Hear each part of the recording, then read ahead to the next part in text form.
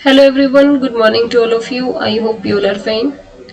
Welcome back to Amazing Online Platform. This is your Anu ma'am and today we will discuss about the practice question of chemical reaction and equation. देख लेते हैं questions को। Estate के लिए बहुत ज़्यादा important रहेगा। जो भी प्रैक्टिस क्वेश्चंस मैं करवा रही हूँ या फिर कोई भी थ्योरी की क्लास में आपके डाल रही हूँ जो वो सभी बहुत ज़्यादा इंपॉर्टेंट रहेंगी। कहीं ना कहीं हर क्लास जो है वहां से आपको एक क्वेश्चन एग्जाम में देखने को मिल सकता है। देख लेते हैं हमारा फर्स्ट जो क्वेश्चन आपको दिखाई दे रहा है वो है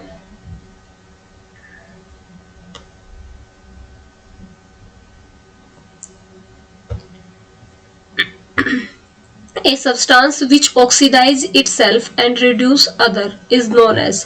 आपको ध्यान रखना है, एक होता है रिड्यूसिंग एजेंट, एक होता है ऑक्सीडाइजिंग एजेंट। अगर आप बात करेंगे रिड्यूसिंग एजेंट की, अगर आप बात करेंगे रिड्यूसिंग एजेंट की, तो रिड्यूसिंग एजेंट जो होते हैं ना वो रिड्यूस करेंगे अदर को। आपको ध्यान ऐसे ही रखना है, reduce other and oxidize itself.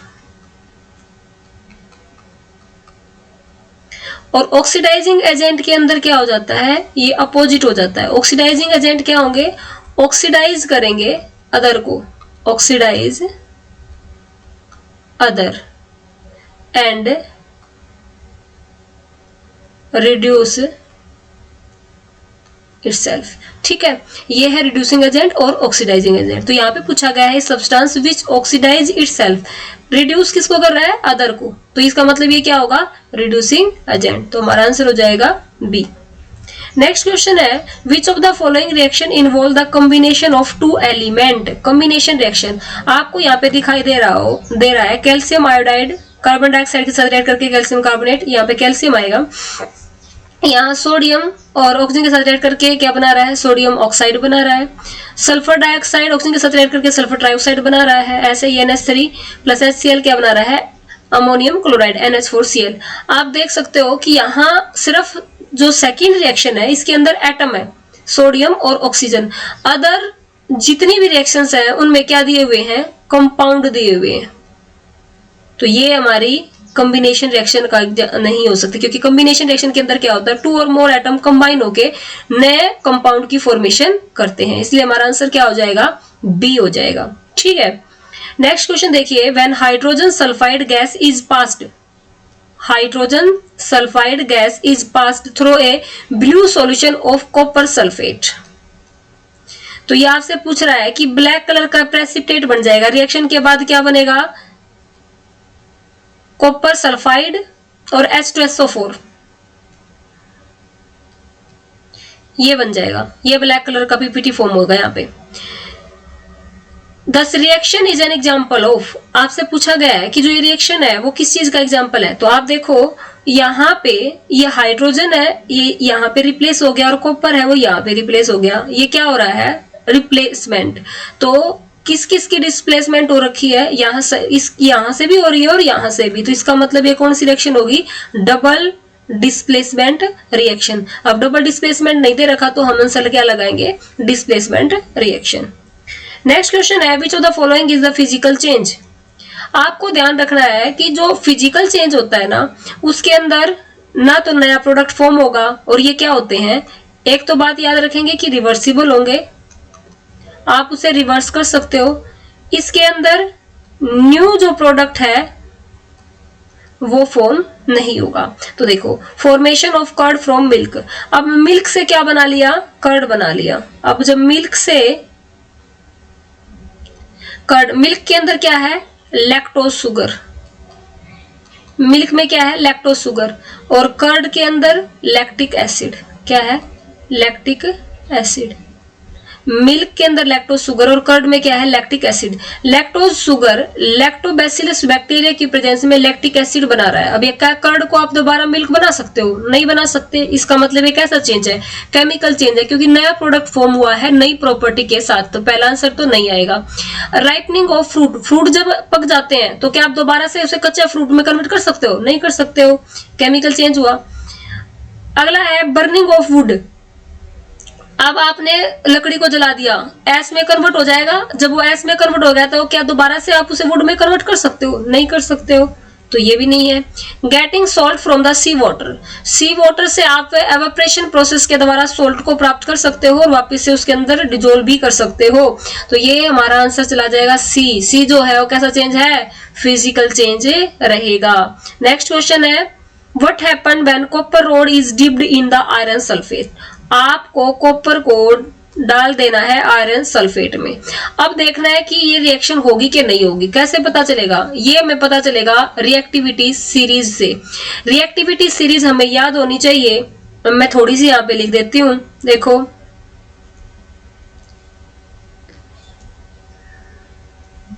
Potassium आएगा भी।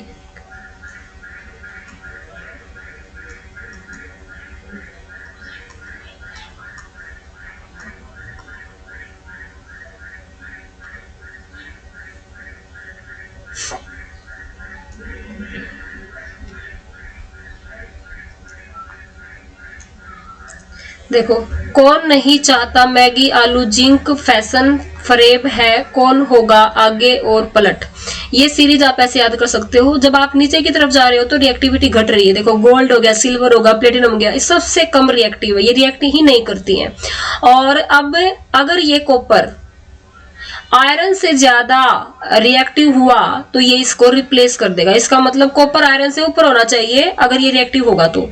अब देखो यहाँ है, ये रहा कॉपर और ये रहा आयरन। अब रिएक्टिव आयरन ज्यादा हुआ है, कॉपर आयरन ज्यादा रिएक्टिव है ना, तो आयरन ज्यादा रिएक्टिव है तो ये इसको यहां से डिस्प्लेस नहीं कर सकता।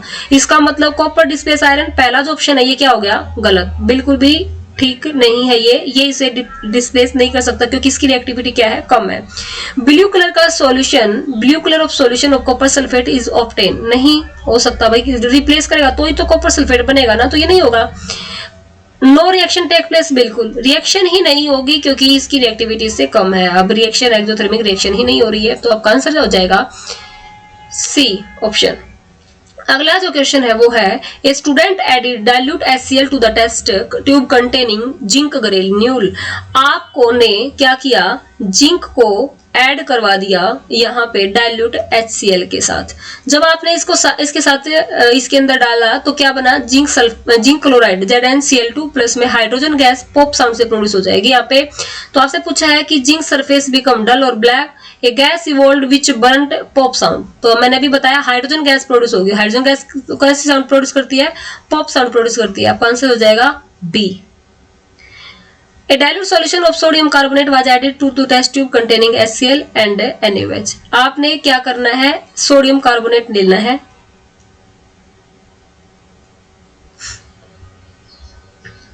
और सोडियम कार्बोनेट को आपको रिएक्ट करवाना है।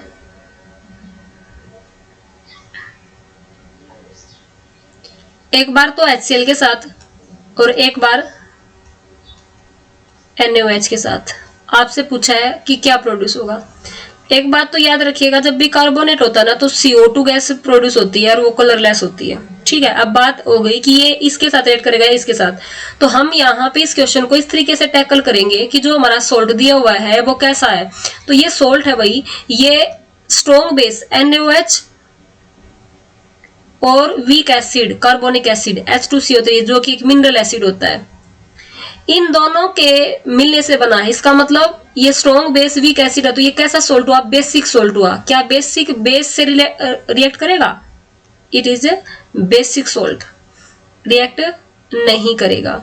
अब ये रिएक्ट नहीं करेगा तो ये किसके साथ रिएक्ट करेगा, NaCl के साथ। तो यहाँ पे फॉर्मेशन हो जाएगी NaCl to NaCl प्लस में H2CO3 और बेस के साथ ये यहाँ पे कोई रिएक्शन नहीं होगी और यहाँ पे कौन सी गैस रिलीज होगी, CO2 गैस रिलीज होगी। आप देखो ब्राउन कलर नहीं, अभी मैंने बताया कैसी गैस है, कलरलेस। किस में से, टेस्ट ट्यूब में से, A ए टेस्ट ट्यूब में HCl है ना, तो ए टेस्ट ट्यूब में से प्रोड्यूस हो जाएगी, बी में वो रिएक्शन ही नहीं कर रहा है, आपका आंसर हो जाएगा सी। ठीक है, नेक्स्ट क्वेश्चन देखिए, balanced chemical equation is according with the, आप एक बैलेंस्ड केमिकल किसको फॉलो करती है, law of conservation of mass को। भाई दोनों तरफ अगर मास सेम होगा तो वो law of conservation of mass मतलब रिएक्टेंट का मास और प्रोडक्ट का मास अगर सेम है तो रिएक्शन कैसी होती है, बैलेंस्ड होती है। ठीक है, नेक्स्ट क्वेश्चन देखेंगे, द इक्वेशन कॉपर, यहाँ पे नाइट्रिक एसिड के साथ रेड कर रहा है, क्या बनेगा, CuNO3 twice NO2 plus 2H2। तो वैल्यू ऑफ x और y की वैल्यू निकालनी है यहाँ पे, तो क्या प्रोड्यूस होगी। अब देखो यहां आप देखो x HNO3 है और y हमारा यहाँ पे, तो हमें इसको कैसे बैलेंस करते हैं। सो सबसे पहले तो हमें यहाँ पे जो मेटल दे रखी है ना उनको बैलेंस कर लो। तो देखो यहाँ पे कॉपर है, ठीक है, यहाँ नाइट्रोजन है, तो यहाँ नाइट्रोजन कितना दिया हुआ है, 1 दिया हुआ है और आगे x है, तो यहाँ देखो कितने हैं, यहाँ पे जो नाइट्रोजन है वो कितने हैं, 2 है। ठीक है, अब अगर ये 2 होगा और तो कॉपर, अब इसको आप ऐसे बैलेंस कर सकते हो, देखो नाइट्रोजन, ऑक्सीजन और हाइड्रोजन आपको बैलेंस करना है। तो ऑक्सीजन देखो यहाँ पे कितने हैं, 3 और यहाँ पे 6 और 2 8, तो 2 ये और y भी तो है ना यहाँ पे, तो 6 2 8 और 10 और यहाँ पे अब y कितना लेंगे उस पर डिपेंड करता है। तो अगर मैं यहाँ पे y 2 ले लेती हूँ, तो देखो हिट एंड ट्रायल करके देख सकते हो, एक एक पुट कर सकते हो आप इसको। यहाँ पे आपने 2 ले लिया तो 2 2 जा 4 4 2 6 और 6 और 6 12 हो गया। ठीक है, अब इधर बैलेंस करेंगे 12 करेंगे तो यहाँ पे क्या करना पड़ेगा, 4 लेना पड़ेगा। अब 4 यहाँ पे ले लिया x की जगह और 2y की जगह। अब बैलेंस करके देखो, कॉपर 1 है, कॉपर 1 है, ठीक है। नाइट्रोजन यहाँ पे हमारा कितना आ गया, 2 और 2 4 और यहाँ पे भी कितना है, 4 है। हाइड्रोजन बैलेंस हो गए, 2 2 जा 4 और यहाँ पे भी 4 हाइड्रोजन हो गए और ऑक्सीजन भी बैलेंस हो गई। इसका मतलब हमारा आंसर क्या आ जाएगा, 4 आ जाएगा। एक एक रख के भी आप इसको क्या कर सकते हो, हिट एंड ट्रायल मेथड से कर सकते हो। बाकी अगर पहले मेटल को बैलेंस कर लो फिर हाइड्रोजन ऑक्सीजन को लास्ट में बैलेंस कर लो। अब देखो नेक्स्ट क्वेश्चन है, जिंक है वो रिएक्ट कर रहा है सल्फ्यूरिक एसिड के साथ। अब इसकी रिएक्टिविटी ज्यादा है हाइड्रोजन से, तो ये क्या कर देगा, इसको डिस्प्लेस कर देगा। तो जिंक सल्फेट और हाइड्रोजन गैस प्रोड्यूस हो जाएगी। पूछ रहा है कैसी रिएक्शन है, तो ये सिंगल डिस्प्लेसमेंट है, एक ही डिस्प्लेस हो रहा है ना, कॉम्बिनेशन कोई कंबाइन नहीं हो रहा है, कुछ बन भी नहीं रहा है और कुछ टूट भी नहीं रहा है। Next question, the reaction in which 2 compound exchange there ion from 2 new compound. Exchange करना अभी मैं बताई थी, एक दूसरे से क्या कर रहा है, एक्सचेंज, ये इसकी जगह आ रहा है, ये इसकी जगह आ रहा है, क्या हो रहा है, डिस्प्लेसमेंट हो रहा है। ऐसी रिएक्शन को क्या कहा जाता है, डबल डिस्प्लेसमेंट रिएक्शन कहा जाता है। नेक्स्ट क्वेश्चन है, a redox reaction is one in which both the substance are reduced, both the substance are oxidised, acid neutralised by the base, one substance oxidised while other is reduced. तो याद रखेंगे हम, एक redox reaction के अंदर one substance जो होता है, वन सब्सटेंस तो क्या होता है, रिड्यूस होता है, और जो अदर है वो क्या होता है, ऑक्सीडाइज। तो एक तो ऑक्सीडाइज हो जाएगा और एक रिड्यूस हो जाएगा। इसका मतलब हमारा आंसर क्या हो जाएगा, डी। नेक्स्ट 13 जो क्वेश्चन हमारा वो है, when the gas sulphur dioxide and hydrogen sulphide, sulphur dioxide and hydrogen sulphide mix करके in presence of water the reaction 2H2O और सल्फर बाहर निकल रहा है। हेयर हाइड्रोजन सल्फाइड इज क्या दिया हुआ है, किस तरह एक्ट करेगा, acting as oxidizing agent, reducing agent. देखो याद कर, पहला ही क्वेश्चन हमारा क्या था, ऑक्सीडाइजिंग एजेंट रिड्यूसिंग एजेंट पूछा गया था। ऑक्सीडाइजिंग एजेंट क्या होते हैं, जो दूसरों का ऑक्सीडेशन कराए और खुद रिड्यूस हो। अब देखो सल्फर क्या हो रहा है, यहाँ सल्फर डाइऑक्साइड से ऑक्सीजन क्या हो रही है, रिमूव हो रही है ना, तो रिड्यूस हो रहा है, खुद क्या हो रहा है, रिड्यूस। तो ऑक्सीडाइजिंग एजेंट क्या, दूसरे का ऑक्सीडेशन खुद को क्या करते हैं, रिड्यूस। आंसर तो आ गया है हमारा। अब रिड्यूसिंग एजेंट तो नहीं हो सकता, रिड्यूसिंग एजेंट क्या होते हैं, दूसरों का रिडक्शन कराए, खुद को ऑक्सीडाइज। यहाँ पे तो ऑक्सीडेशन, ऑक्सीजन है ना, ऑक्सीजन रिमूव हुई है, मतलब रिड्यूस हुआ है, ये तो नहीं हो सकता। डिहाइड्रेटिंग एजेंट, वाटर बाहर नहीं, डिहाइड्रेटिंग एजेंट की तरह ये नहीं कर रहा है और ना ही कैटालिस्ट की तरह। आपका आंसर आएगा ए। नेक्स्ट क्वेश्चन है, कॉपर ऑक्साइड हाइड्रोजन के साथ रिएक्ट करके क्या बना रहा है, वाटर प्लस में copper. Reaction is the example of. अब देखो यहाँ पे कॉपर क्या हो रहा है, +2 से 0 में जा रहा है, क्या हुआ, रिडक्शन। और यहाँ पे आप हाइड्रोजन देख सकते हो, 0 से किस में जा रहा है, +2 में, क्या हो रहा है, oxidation.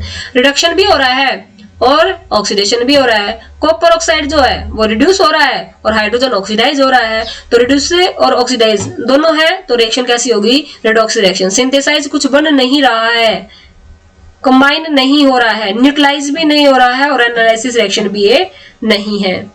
The next question is, in the following equation sodium carbonate को जब आप HCl के साथ रिएक्ट कराते हो तो NaCl CO2 और H2 बाहर निकलता है। तो X की वैल्यू बता दीजिए भाई, बैलेंस करनी है, सीधी सी बात है। तो आप देखो सोडियम 2NaCl है, क्लोरीन कितने हैं, 2 है ना, तो यहाँ पर सीधा 2 आ जाएगा, आंसर आएगा बी। अब आप देख सकते हो सारी चीजें बैलेंस हो गई, क्लोरीन भी हो गया, सोडियम भी हो गया और हाइड्रोजन कितना है, 2 हाइड्रोजन है, तो यहाँ भी 2 हाइड्रोजन है, देखो ये रे।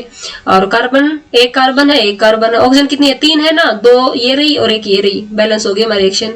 ये था हमारा 15th क्वेश्चन। 15 क्वेश्चन मैंने इसके करवा दिए हैं। लास्ट अगले 15 क्वेश्चन मैं आपको नेक्स्ट क्लास में करवाऊंगी। उम्मीद करती हूँ आपको ये क्वेश्चन समझ में आए होंगे। अगर फिर भी कोई डाउट रह जाए तो कमेंट सेक्शन के अंदर जरूर कमेंट करना, और किसी भी चैप्टर के अगर आप क्वेश्चन चाहते हैं तो आप मुझे वो भी बता सकते हैं। आपकी डिमांड पे मैं वो भी क्वेश्चन डाल दूंगी। बहुत इंपॉर्टेंट क्वेश्चन है, आप एग्जाम में आ सकते हैं।